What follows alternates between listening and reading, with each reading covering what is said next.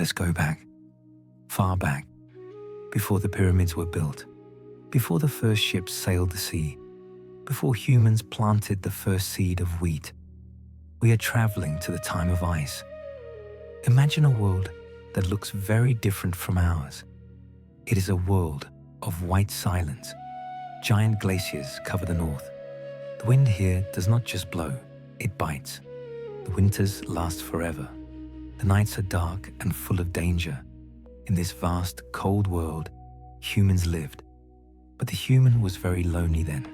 He had no walls to hide behind. He had no cities. There were only caves and temporary shelters made of skins. The human was vulnerable. He did not have sharp claws. He did not have powerful fangs. He could not run as fast as a deer. He could not see in the dark. When the sun went down, the world became pitch black. And in this darkness, there were sounds, the snapping of a twig, the rustle of dry grass, the heavy breathing of predators. To survive, humans had to stay together. They gathered around their only source of hope fire. Imagine the scene. A small group of people sits by a campfire. The flames crackle, sending sparks into the night sky. The orange light glows on their faces. They are eating roasted meat after a long hunt. They are warm, but they are alert. Their backs are tense. They stare into the darkness beyond the circle of light. Where the firelight ends, the territory of fear begins. But one night, in that darkness, two pairs of eyes appeared. The eyes glowed yellow and green, reflecting the flames. It was the enemy. It was Canis lupus, the grey wolf, the great rival. In those days, the wolf and the human were rivals. They hunted the same prey. They both wanted the deer. They both wanted the mammoth. The wolves were perfect hunters. They were fast, strong, and incredibly smart. They worked as a pack, like a single machine. They could run for hours without getting tired. The human feared the wolf, and the wolf feared the human. There was a distance between them, drawn by fear. The wolf knew the human had a biting stick, a spear. The human knew the wolf had teeth that could crush bones. It seemed like it would always be this way, an eternal war, eternal distrust. But history is full of surprises. Sometimes, the strongest alliances are born not from friendship, but from hunger, the moment of connection. At some point, perhaps 30,000 years ago, or perhaps even longer, something changed. Maybe it was a particularly harsh winter. The snow was deep, food was scarce, the wolves were starving. The bravest ones, or perhaps the most desperate ones, began to come closer to the human camps. They smelled the food, the smell of roasting meat, the smell of bones that humans threw to the edge of the camp. Most wolves ran away at the sight of a human. Their instinct screamed, "Danger! Run!" But there were other wolves, a little calmer, a little less fearful. Scientists call this low aggression. These wolves did not run. They stayed in the shadows. They waited. A human threw a bone into the darkness. The wolf did not growl. It did not attack. It cautiously took the bone, and it began to eat. That night, no one died. The human did not throw a spear. The wolf did not show its teeth. It was the first step. A small step for a paw, but a giant leap for history. The silent agreement. Years passed. Centuries passed. These brave wolves began to follow the humans. The humans moved. The wolves followed their tracks. The humans set up camp. The wolves lay down nearby. The humans began to notice a benefit. When the humans slept, the wolves did not. If a saber-toothed tiger or a bear approached the camp, the wolves made noise. They howled. They barked. The wolf became the first alarm system. The humans realized, when they are nearby, we can sleep more soundly. And so, a silent agreement was born. The human gives food and warmth. The wolf gives protection and senses. The human shares the prey. The wolf helps find it. This did not happen in a day. It happened slowly, generation after generation. The wolf pups born near humans did not know the wild forest as well as their ancestors. They got used to the smell of humans. The smell of smoke and human skin no longer scared them. It became the smell of home, a biological miracle. And then nature began to work its magic. The wolf began to change. Even on the outside, a wild wolf needs big, upright ears to hear every rustle a mile away. But for a wolf living with humans, this is not so important. The ears became softer. For some, they began to flop down. The snouts became shorter. The teeth became smaller. Something amazing happened. The wolves began to keep their puppy traits even as adults. They became more playful. They learned to wag their tails to show joy. Wild wolves rarely wag their tails. For them, it is just a signal. For the dog, it became a language of love. But the most important change happened inside, in their eyes. Look into the eyes of a wolf. It is a cold, piercing gaze. It looks right through you. Now look into the eyes of a dog. The dog looks at you. It seeks your gaze. It tries to understand what you are thinking. Scientists have discovered an incredible fact. When a dog and a human look into each other's eyes, the bodies of both release oxytocin. This is the love hormone, the same hormone that bonds a mother and a baby. It is not just a habit. It is chemistry. We became biologically connected. The dog learned to hack our hearts. They learned to raise their eyebrows. Dogs developed a special little muscle above the eye that wolves do not have. This muscle allows them to make that famous puppy dog look. Sad, understanding, deep. When an ancient human saw this look, he could not raise his hand against the animal. He wanted to hug it. The first name. We do not know the name of the first dog. We do not know who was the first to pet that rough grey fur. But we know it happened a very long time ago. Archaeologists found an ancient grave in Israel. It is 12,000 years old. Inside, an elderly woman is buried. Her hand rests on a small skeleton, the skeleton of a puppy. This was not a sacrifice. She was holding him. Even 12,000 years later, we can feel the tenderness. She wanted to take her friend with her into eternity. In another cave, in France, they found footprints of a child and footprints of a large dog walking side by side. They walked through the wet clay 26,000 years ago. The child, perhaps, held his hand on the animal's back. Imagine this boy. Around him is a huge, scary world. But he is not afraid. His friend is walking beside him, a warm side, the click of claws. For the first time in history, the human was no longer alone. The hunters of the ice. The alliance grew stronger. When the glaciers began to retreat, man and dog became the most effective team on the planet. The human was slow, but smart. He could plan. The dog was fast and had a nose. The human nose is weak. We smell smoke or food. But for a dog, the world consists of smells. A dog can smell a drop of blood in a huge forest. It can smell fear. It can smell time.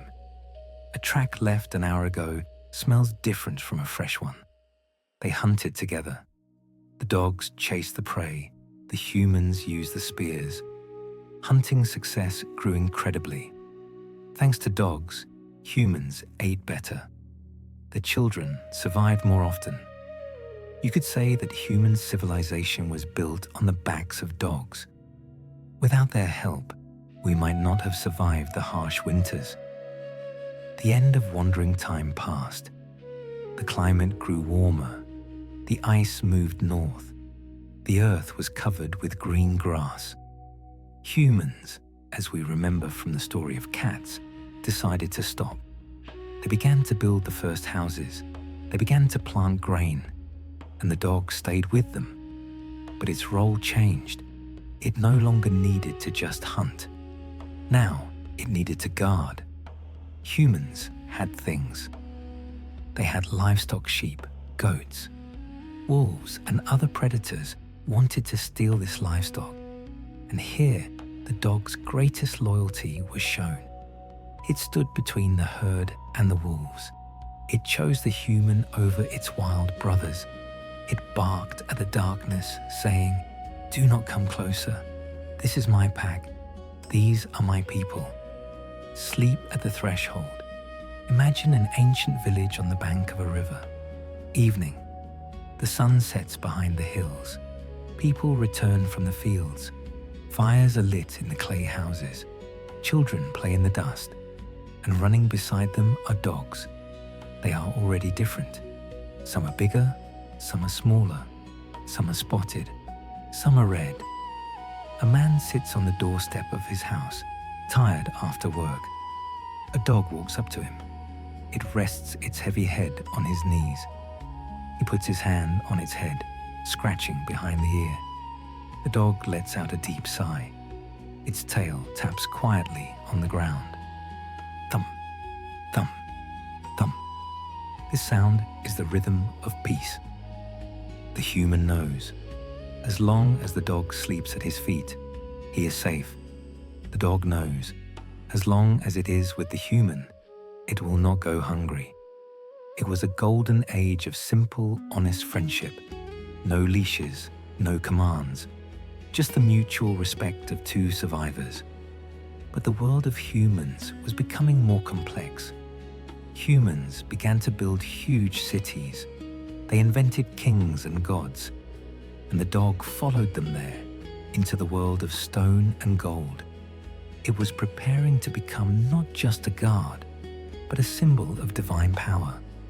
It was preparing to wear the golden collar of Egypt and the armor of Rome. But that is the next chapter of our story. The stone cities.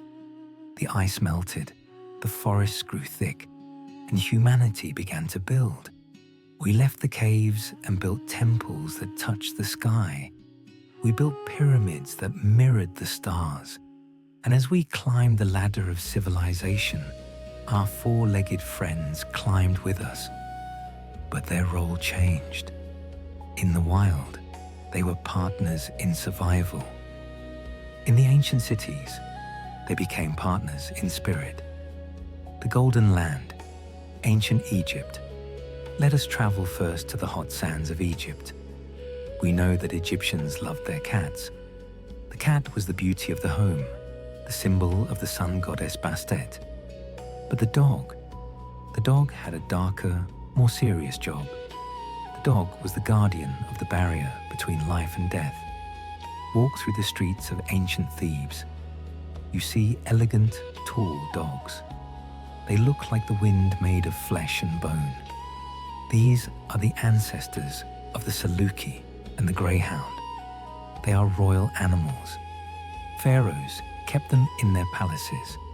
They wore collars made of leather and gold. They were treated with immense respect. When a favorite dog died, the pharaoh would order it to be mummified, just like a human noble. They were buried with their own blankets and bowls, so they would be comfortable in the afterlife. But the dog was not just a pet. It was a god. Look at the paintings on the tomb walls. You see a figure with the body of a man and the head of a black canine. This is Anubis, the god of the dead. He has the head of a jackal or a wild dog. His ears are tall and alert. He is listening to the secrets of the underworld. Why did they choose a dog for this role? Because the Egyptians watched nature. They saw that jackals and wild dogs prowled around the cemeteries at night. They did not fear the dark. They walked where humans were afraid to walk. So the Egyptians believed that the dog was the only one who knew the way through the darkness. When a person died, it was Anubis, the great dog, who took them by the hand. He guided their soul through the shadows to the hall of judgment. The dog was not just a friend in this life. He was the guide to the next. The Greek heart, the story of Argos. Now, let us sail across the blue Mediterranean Sea to ancient Greece. The Greeks were poets and warriors. They loved stories of heroism. And in their greatest story, the Odyssey, the true hero is not a man. It is a dog. This is a story about waiting. Odysseus, the king of Ithaca, went to fight in the Trojan War. He left behind his wife, his son, and his puppy Argos. The war lasted 10 years. And then his journey home took another 10 years. 20 years passed. Everyone thought Odysseus was dead. His palace was taken over by greedy men who wanted to marry his wife. They drank his wine and mocked his name. But back at the palace gates, lying on a pile of straw, was Argos. He was no longer a fast, strong puppy. He was old. His fur was matted. He was full of fleas. He was blind and weak. The servants had forgotten him. They kicked him aside. But Argos did not die. He was waiting. He knew, with a dog's impossible faith, that his master would return. And one day, a stranger walked up the road. He was dressed in rags, pretending to be a beggar to hide his identity. No one recognized the king, not his old friends, not his servants. He walked past them, and they saw only a dirty old man. But as he approached the gate, the old dog lifted his head. Argos could not see, but he sniffed the air. He smelled something that had not been there for 20 years. He smelled his master. The tail, which had been still for so long, gave a weak wag. He dropped his ears in a sign of submission and joy. He tried to stand up, to run to his master, but he was too weak. Odysseus saw him. The great warrior, who had fought monsters and gods without fear, began to cry. He wiped a tear from his cheek so no one would see. He whispered, "What a noble dog lies here." He could not hug him, or he would reveal who he was. He had to walk past. But Argos had seen him. He had completed his mission. He had waited 20 years for this single moment of recognition. And having seen his master one last time, the old dog closed his eyes and died in peace. This story was written almost 3,000 years ago, but it still makes us cry today because it captures the essence of the dog. The dog is the one who waits, the one who never forgets you, no matter how long you have been gone, no matter how much you have changed. The Roman shield, war and order. Now the scene changes. We hear the sound of marching boots, the clash of iron. We are in Rome, the empire of the world. The Romans were practical people. They valued discipline and strength, and they bred dogs that matched their spirit. They created the Molossus. Imagine a dog the size of a lion. Huge chest, massive jaws, fearless. These were the ancestors of the Mastiff and the Rottweiler. The Romans put armor on these dogs. They wore spiked collars and coats of mail. They marched with the Roman legions into battle. They were used to break the enemy lines, charging into the chaos of swords and spears. But the Roman dog was not just a weapon. He was a guardian of the home.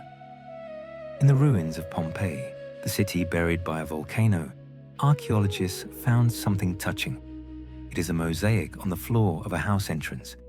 It shows a black dog with a red collar and a leash, and below it, the Latin words, Cave Canem. Beware of the dog. It feels so modern. Even 2,000 years ago, a family in Pompeii felt safer because a dog was sleeping by the door. They loved their dogs.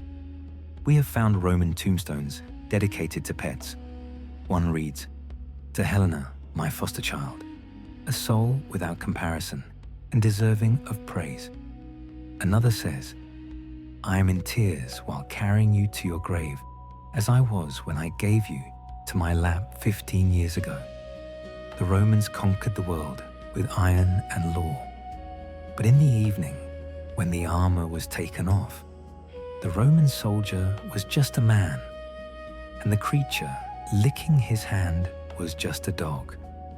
The dog reminded the soldier of kindness in a world of war. The Great Divide. As the Roman Empire fell and Europe entered the Middle Ages, the dog's family tree split. Two different worlds were forming, the world of the castle and the world of the field. In the castle, the dog became a status symbol.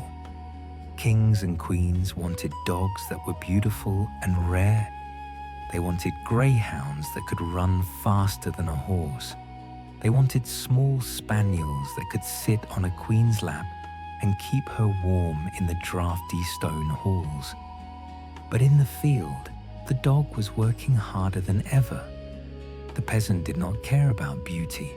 He cared about survival. He needed a dog that was smart, a dog that could watch 100 sheep and not lose a single one. He needed the shepherd. But let us rest here for a moment. We have traveled from the pyramids to the Colosseum. We have seen dogs as gods, as waiters, and as warriors. The world is about to change again. The knights are mounting their horses. The forests are filling with the sound of hunting horns. And the dog is ready for the next chapter. The quiet world. The great empires of stone have fallen. The legions of Rome are gone. Europe has entered a quieter age. The Middle Ages. The world has become a patchwork of small villages, deep forests, and lonely castles. Life moves at the speed of the seasons. And in this new world, the dog found two very different paths. One path led to the soft velvet cushions of queens. The other led to the mud and rain of the shepherd's field. The silent language of the hills. Let us go first to the green hills of Britain and Ireland. It is early morning. Mist clings to the grass. The air is cold and smells of wet wool and earth. On a hillside, a flock of sheep is grazing. They are white dots against the green. Standing nearby is a man. He leans on a wooden staff. He does not shout. He does not run. He stands perfectly still. But he is not alone. Crouched in the grass, eyes fixed on the sheep, is a dog. It is a border collie, or perhaps its ancient ancestor. It is black and white, blending into the shadows. This dog is a genius of the fields. Watch how they work. The shepherd gives a tiny whistle. It is barely a sound. The dog instantly drops low. It moves like water flowing over rocks. It circles the sheep. It does not bark. It uses the eye. This is a hypnotic stare that controls the flock without fear.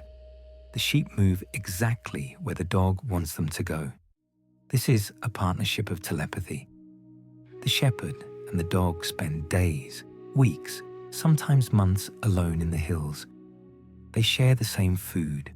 They sleep under the same stars. The dog understands the shepherd's mood before he speaks.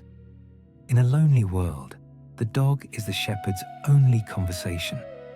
It is a bond of absolute trust, forged in the silence of the high country. The sound of the horn. While the shepherd worked in silence, the forests of Europe were filled with noise, the sound of the hunting horn. For the nobility, the kings, dukes, and knights, the dog was a symbol of power. They did not want just one dog. They wanted hundreds.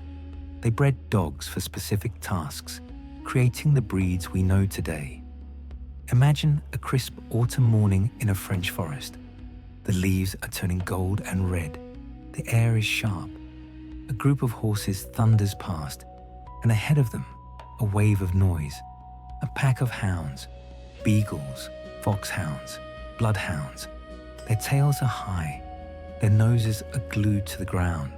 They are singing the music of the chase. The bloodhound was a miracle of nature. Its ears were long and velvety, designed to sweep the scents from the ground up to its nose. Its skin was loose and wrinkled, trapping the smells. A bloodhound could follow a trail that was days old. It could find a lost child in a dense forest. To the medieval mind, this was almost like magic. They called these dogs St. Hubert's hounds, named after the patron saint of hunters. In the chaotic world of the Middle Ages, the dog represented a clear purpose. Find the target, never give up. The Renaissance of comfort. As time marched on, the castles became more comfortable. The Renaissance began. Art and culture flourished, and the dog moved from the kennel to the bedroom. We see the rise of the lap dog. Look at the paintings from this era. You see elegant ladies in the heavy velvet dresses, and peeking out from their sleeves or sitting on their skirts are tiny dogs, spaniels, Maltesers, little terriers. These dogs had a very practical job, one that is perfect for our story of sleep. They were living heaters. Castles were cold. Stone walls do not hold heat. Drafts blew through the corridors. At night, or while sitting still for a portrait, a lady would get cold. So she would place a small, warm dog on her lap, or she would have the dog sleep at her feet in bed. The dog was a comforter. Doctors even prescribed them. If someone had a stomachache, the doctor might say, "Place a small dog on your belly. The heat will cure you." These dogs were pampered. They ate roasted chicken. They slept on silk. But they gave back something priceless: affection. In a royal court full of spies and politics, where you could not trust your own brother, you could trust your spaniel. The dog did not care if you were a queen or a failure. It only cared that you were warm. The angels of the snow. But the greatest story of this era comes not from the palaces, but from the mountains. Let us travel to the Alps, the border between Switzerland and Italy, the great St. Bernard Pass. This is a dangerous place. The wind screams. The snow can be 30 feet deep. Travelers trying to cross the mountains often got lost in blizzards. They would fall into the snow, exhausted, and freeze to death. But at the top of the pass, there was a hospice, a monastery. The monks who lived there dedicated their lives to saving travelers. And they had helpers, large, powerful dogs with thick red and white coats, the St. Bernards. These dogs were giants. They had broad chests to push through the snow drifts. They had an incredible sense of direction. When the storms were so bad that the monks could not see their own hands, the dogs could find the path. They could smell a person buried under the snow.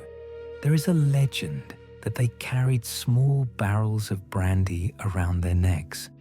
Historians say this might be a myth, but the spirit of it is true. They brought warmth. When a dog found a fallen traveler, it would not leave. It would lie down on top of the person, using its massive body weight and fur to transfer heat. It would lick the person's face to wake them up.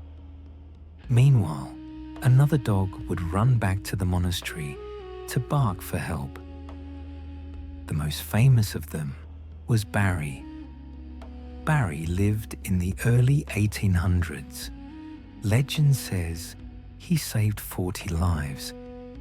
40 people who would have died in the cold white dark, but instead woke up to see a warm, furry face. One story tells of a small boy trapped on an icy ledge. Barry found him. The boy was too cold to walk, so he climbed onto Barry's back, and the great dog carried the child gently through the storm, all the way to the safety of the fire. Barry was not a pet. He was a hero. He showed the world that a dog's love is not just passive. It is active. It is brave. A dog will walk into a blizzard when everyone else is walking out just to find you. The transition. As the snow falls on the Alps, covering the tracks of the St. Bernards, the world is changing again. Steam engines are starting to hiss. Factories are being built. The modern world is arriving. And in this new, noisy, industrial world, the dog will face its biggest challenge yet. It will be asked to go to war. It will be asked to deliver medicine. It will be asked to become the eyes for the blind. The era of the pet is ending. The era of the partner is beginning. The changing world. The world began to spin faster. The 20th century arrived with a roar. The silence of the shepherd's field was replaced by the whistle of steam trains and the hum of automobiles. Cities grew into giants of steel and glass. But in this noisy new world, we needed our ancient friends more than ever. We did not need them to hunt mammoths anymore. We did not need them to fight lions. We needed them to save us, and we needed them to remind us of what loyalty truly means. The great race of mercy. Let us travel to the very top of the world. Nome, Alaska. Winter of 1925. The town is buried under ice.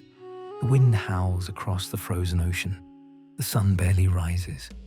It is a world of blue shadows and biting cold. A terrible sickness, diphtheria, struck the children of the town. They needed medicine, but the nearest medicine was nearly 700 miles away. The planes could not fly. Their engines froze in the air. The trains could not run. The tracks were buried. There was only one way, the ancient way, the sled dog. A relay of 20 teams was organized, men and dogs against the most brutal storm in years. The temperatures dropped to 60 degrees below zero. In this whiteout, a man could not see his own hands, but the dogs could see with their paws and their noses. We often hear the name Balto. He was the lead dog of the final team, the one who ran into the town of Nome carrying the medicine. He became a celebrity. A statue of him stands in New York today. But there was another hero, Togo. Togo was a small, unassuming Siberian husky, but he had the heart of a lion. While Balto ran the final 55 miles, Togo and his team ran 260 miles through the most dangerous part of the storm. Imagine the scene. The sled is crossing the frozen Norton Sound. The ice is cracking beneath the runners. The wind is screaming.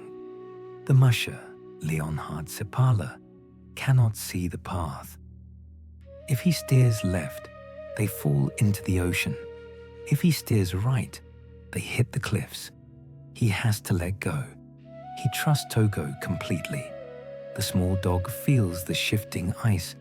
He finds the solid path in the chaos. He leads the team through the white darkness, driven by sheer will. They delivered the medicine. The children were saved. It was known as the Great Race of Mercy. It showed the world that even in the age of machines, nothing can replace the beating heart of a dog. The sergeant in the trenches. While the dogs of the north were fighting the cold, the dogs of Europe were fighting in the mud. World War I. We spoke of cats in the trenches, catching rats, but dogs were there too. They were the sentries. In the noise of war, a human ear is easily confused, but a dog's ear is perfect. Dogs could hear the whistle of an incoming shell long before a human could. They could hear the enemy creeping through the wire in the dark. One dog stands out, Sergeant Stubby. He was not a purebred. He was a small, brindle terrier mix with a short tail. He wandered onto a training field in America and was adopted by a soldier. He was smuggled onto a ship and went to France. Stubby served in 17 battles. He didn't have a weapon. He had his senses. One night, while the soldiers were sleeping, Stubby smelled a strange, sweet scent. Mustard gas. The soldiers were exhausted. They didn't wake up. Stubby ran through the trench, barking and biting at their boots. He woke them up just in time to put on their gas masks. He saved an entire regiment. He was injured by a grenade, healed, and went back to the front. When the war ended, he came home a hero. He met 3 presidents. He led parades. But to the soldiers, he wasn't a celebrity. He was the warm weight against their legs in the cold mud. He was the reminder that even in the worst places on earth, kindness still exists. The station of waiting, Hachiko. And now, we come to the most famous story of loyalty in human history.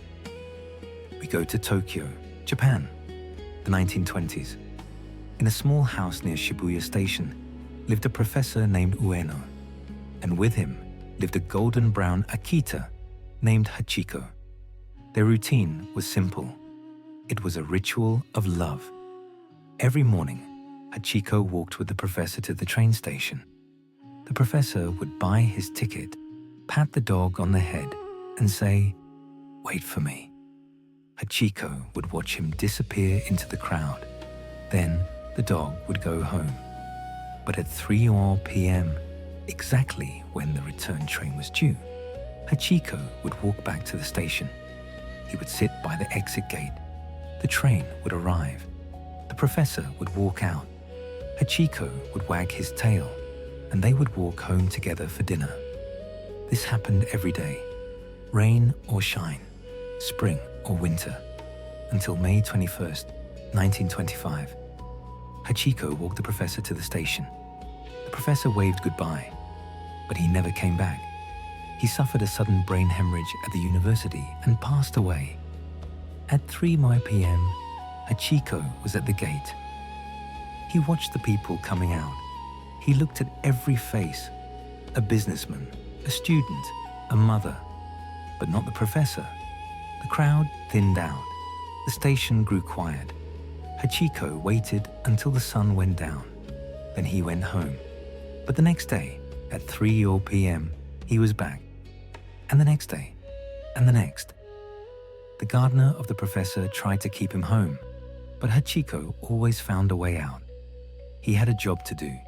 He had a promise to keep. Years passed. The seasons changed. Imagine the scene. It is winter in Tokyo. Snow is falling softly on the busy streets. People are rushing home in their heavy coats, holding umbrellas. And there, sitting on the cold pavement, is the Akita. He is old now. His fur is graying. He has arthritis. The snow piles up on his back, but he does not move. He stares at the ticket gate. His eyes are tired, but hopeful. Maybe today, he thinks. Maybe this train. People began to notice him. They brought him food and water. They called him Chuken Hachiko, the faithful dog Hachiko. He waited for 9 years, 9 months, and 15 days. He waited until his very last breath. He died in 1935, still waiting at his post. Today, a bronze statue of Hachiko sits at that exact spot in Shibuya. It is the most popular meeting place in Tokyo. Lovers meet there. Friends meet there. It is a symbol that says, "I will be here. You can trust me." Hachiko taught the world that love does not own a watch. Love does not look at the calendar. Love just stays. The shift to the heart. After Hachiko, the way we looked at dogs changed forever. They were no longer just workers. They were souls. As the 20th century moved into the modern era, science began to ask, why? Why do they love us so much? And how can we use this love to heal ourselves? The dog was about to get a new promotion, from hunter to guardian to hero, and finally to healer. The guide dog was coming. The therapy dog was coming. The dog that would not just lead the blind, but would heal the broken heart. Here is the final part of the script. We have reached the end of the journey. This part is designed to be the slowest and most relaxing. We move from the busy streets to the quiet room, helping the listener let go of the day. The healer and the dreamer. Introduction, the concrete jungle. We have traveled through thousands of years, from the ice of the Paleolithic to the sand of Egypt, from the mud of the trenches to the snow of Alaska. And now, we arrive at today, the modern world. It is a world of flashing lights, constant notifications, and endless noise. We live in high towers of glass and steel. We are disconnected from the earth. But in this chaotic world, the dog has found its most important job yet. It is not guarding sheep. It is not pulling sleds. Its job is to anchor us, to remind us that we are still part of nature. The eyes of the city. Imagine a busy street in New York or London. Cars are honking. Sirens are wailing. Thousands of people are rushing to work. In the middle of this chaos, there is a team moving with perfect calm, a human and a dog. The dog is wearing a harness. It is a golden retriever, or perhaps a Labrador. This is the guide dog. Watch his concentration. The city is full of distractions. There's the smell of a hot dog stand. There's a squirrel running up a tree. There's another dog barking across the street. But the guide dog ignores them all. He is in the zone. His entire universe is the person holding the handle. He stops at the curb. He waits for the traffic to clear. He navigates around a puddle. He is making thousands of decisions every minute. He is the eyes for someone who cannot see. He is the freedom for someone who would otherwise be trapped. In a world that is often selfish, the guide dog is the definition of selflessness, the biology of peace.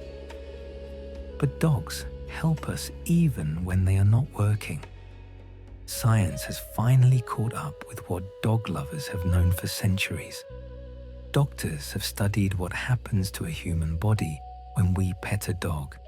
It is like magic. When you stroke a dog's fur, your blood pressure goes down. Your heart rate slows. The stress hormone, cortisol, begins to fade away, and it is replaced by oxytocin and dopamine, the chemicals of happiness and bonding. This is why we now have therapy dogs. We see them in hospitals. We see them in nursing homes. We see them in schools. A gentle dog walks into a room where people are sad or in pain. He does not need to do any tricks. He just sits down. He offers his head to be petted. He absorbs the sadness of the room. He is a furry sponge for human anxiety.